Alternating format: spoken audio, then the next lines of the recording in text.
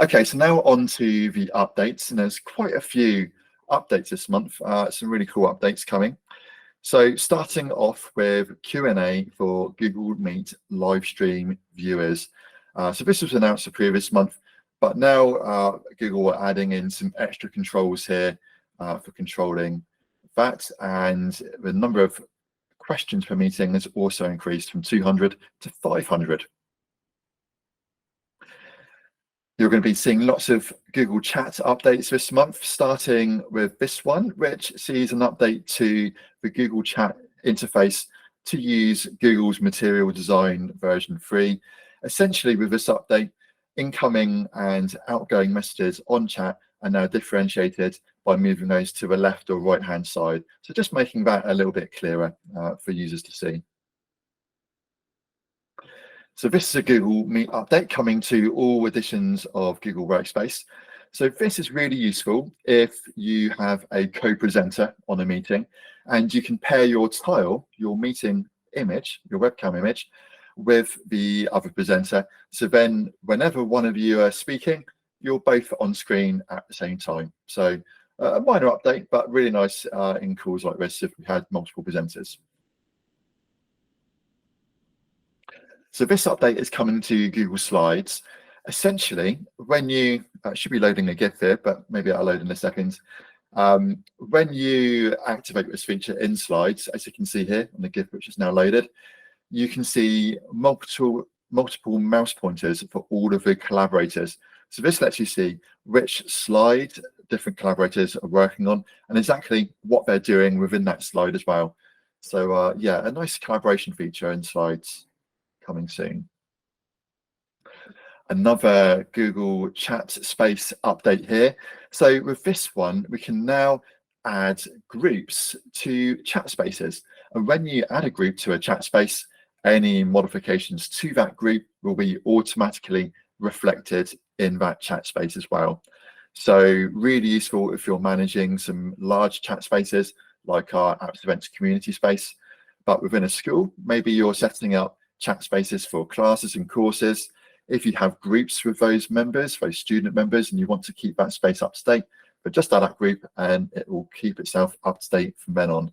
So a really nice feature Google have added there to make it a lot easier to administer in the future. So in Google Meet, you do have the ability to add third-party integrations. Google are updating this workflow to make it much easier to find these integrations within the Meet interface and add these apps in. So you can do it all without leaving the meeting. So Connected Sheets is a feature in Google Workspace which lets you analyze data from BigQuery, which is Google's cloud-based database. BigQuery is capable of handling really large data sets, and the advantage of using something like Connected Sheets is that it provides much easier access into that data. You only need to understand how sheets work. You don't necessarily need to know how BigQuery works. With this update to Connected Sheets, Google are increasing the row limit for pivot tables and data abstracts to 50,000 rows. So really now capable of handling some huge amounts of data. So this one is an interesting update. So previously on Google Drive, it is only possible to lock a file by using the API. So it wasn't a very highly used feature. Now Google are adding this functionality into the Drive interface. So you can right-click a file, as you can see in the screenshot here, and then select lock. And when you lock a file, it prevents that file from being edited, and it also stops any additional comments being left on that file. So it's completely locked for everyone. Some Google Meet features which have been on Workspace for a while are now coming to individual Google Workspace users as well. Not too relevant for education though, because these features have been around for a little while now. Another Google Meet update is for live streams and meetings. Actually, no, just live streams within your domain on Google Workspace. There's a new low latency mode, so you should see much better performance for videos within your domain when doing a live stream. And this feature is coming to Education Plus and Teaching and Learning Upgrade. So you might remember a month or two back, extra customization features were added to both Google Forms and Google Slides. This is now coming to Google Sites as well. And essentially, it lets you set up organization colors, branding, and fonts. And then anyone creating a site within your organization gets a nice, consistent set of branding they can use for newly created sites. So another Google Chat update. This one is bringing smart chips to chat. So smart chips have been around for a little while now on Google Docs. If you hit the @ symbol and then start typing a file name, that allows you to easily insert that file into a doc. Now, as you can see in the GIF here, you can do exactly the same thing in Google Chat and really easily add a file into that chat space and share it with everyone else in the space. So a client-side encryption update here.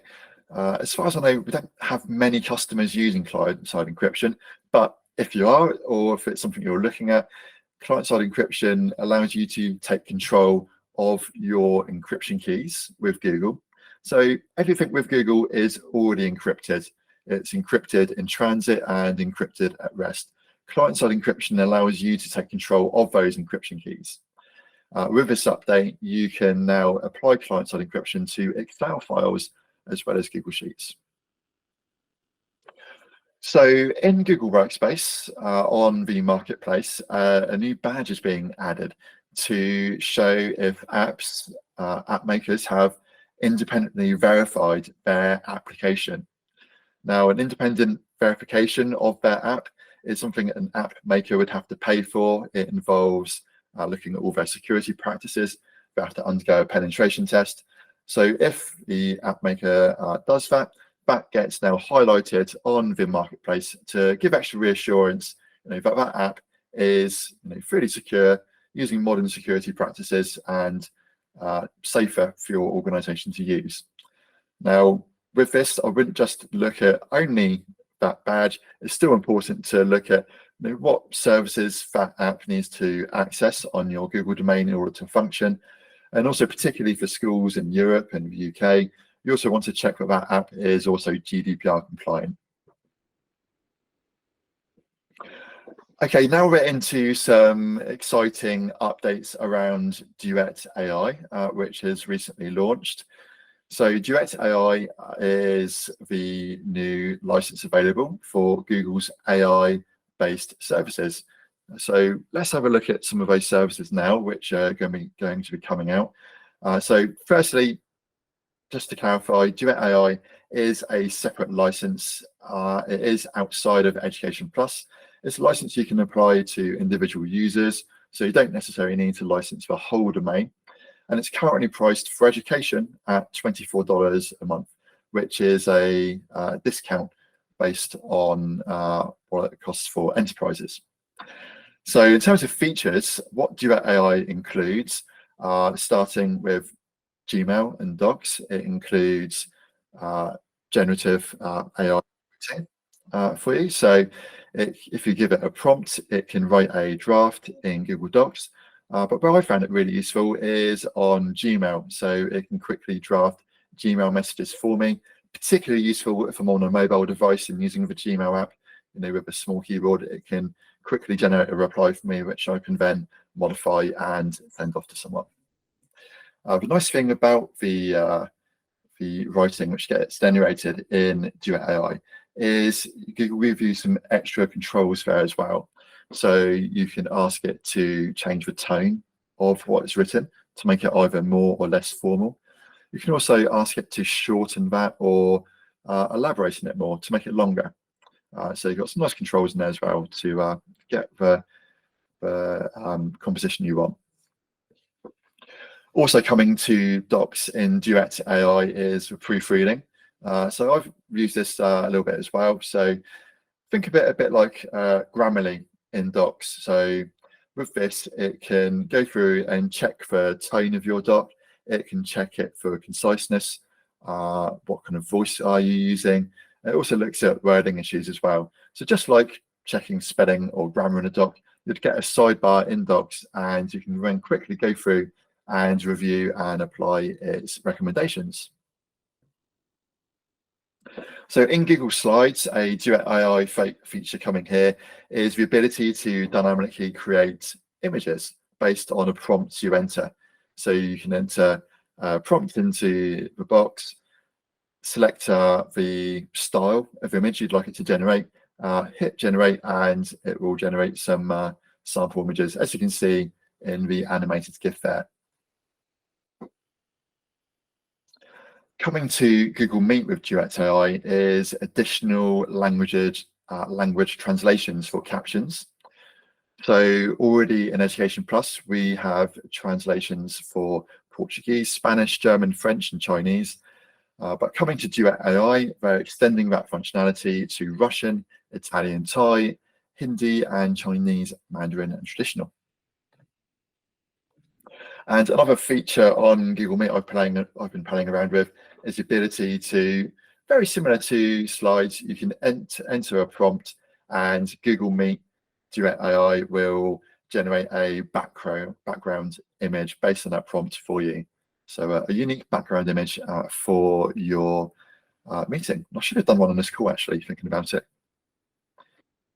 And I think one last feature on Meet now for Duet AI is the ability to automatically improve your framing and lighting adjustments to make sure you look good in your meetings.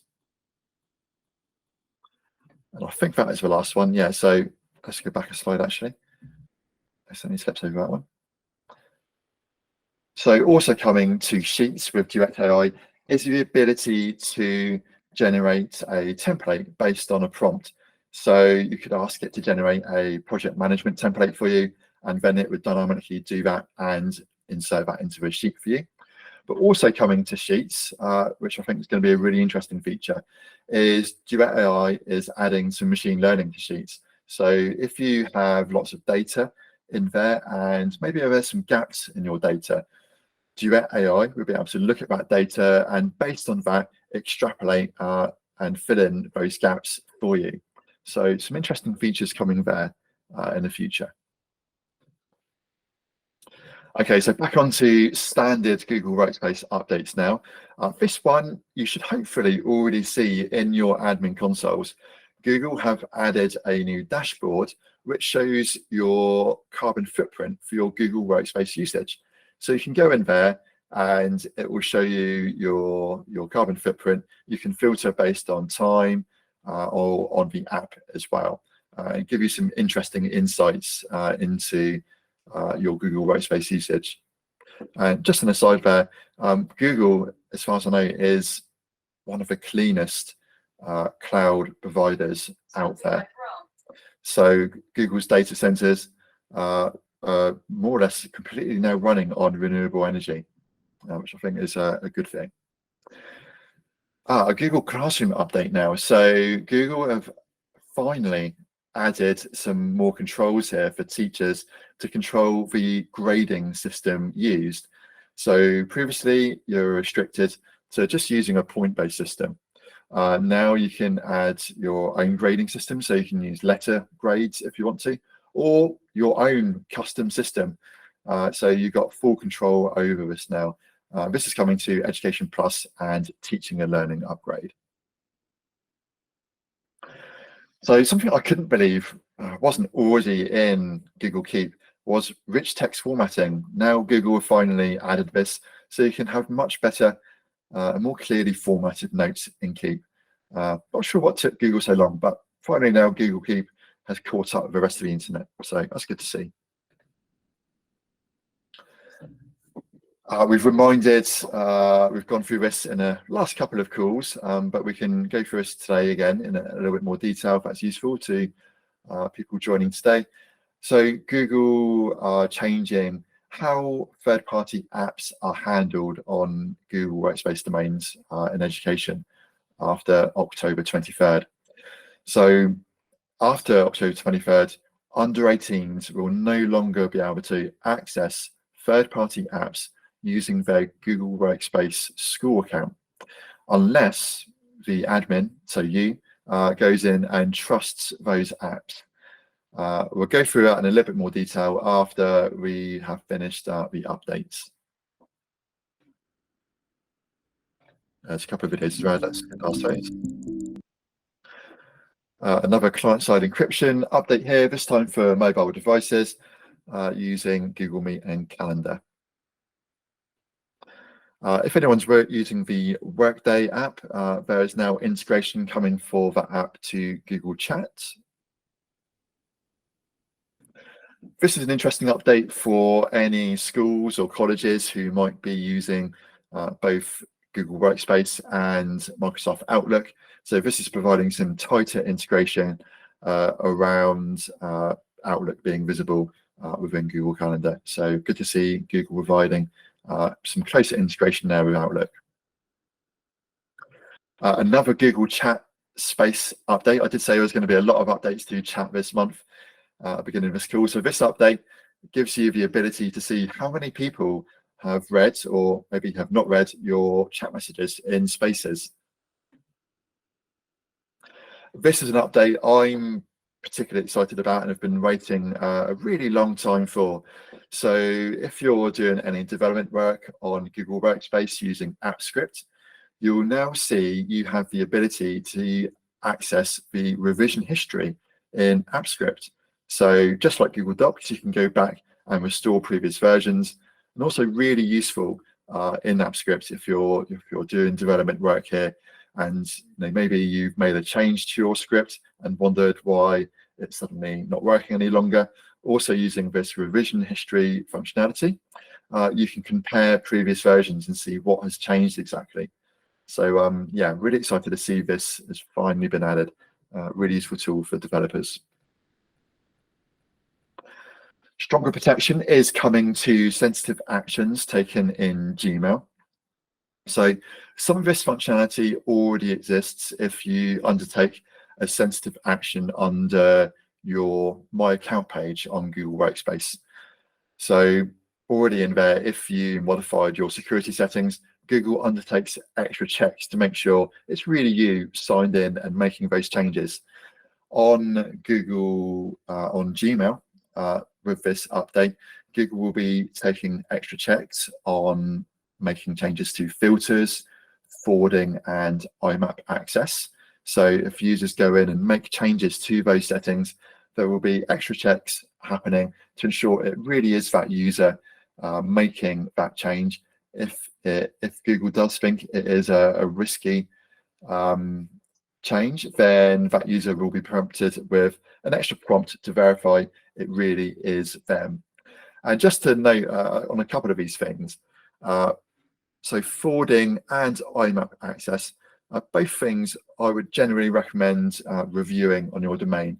On the security audits we do at Apps Events, we recommend that forwarding is disabled. And the reason for that is if a member of staff sets up a forwarding rule, forwards messages to their personal account, and then of course you, the school, has lost access and control of that data. Likewise, IMAP access. IMAP doesn't support modern security workflows, so it doesn't support two-step verification, particularly on older IMAP clients. Newer IMAP clients are okay, things like the iOS IMAP client, but generally speaking, I'd recommend disabling IMAP and encouraging users to use the Gmail app there instead, as it provides much stronger security. A really useful update coming to co-presenters in Google Meet is the ability to view speaker notes. So co-presenting in Meet has been around now for, I think, a few months. Google are now adding the ability to also enable co-presenters to see speaker notes and while controlling the slides in Meet. This update is coming to Education Plus and Teaching and Learning Upgrade. So this update allows you to take more control in terms of resolving conflicting accounts on Google Workspace. This really comes into play if you have perhaps only just deployed Google Workspace and there are some users who have already signed up to Google Workspace independently using their school account.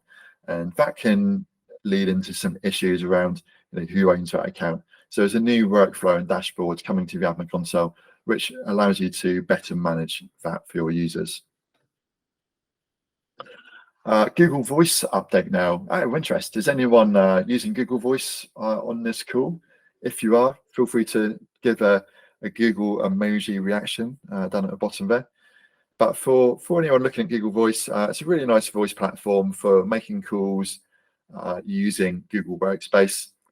This update allows you to delegate access for ring groups and root call routing.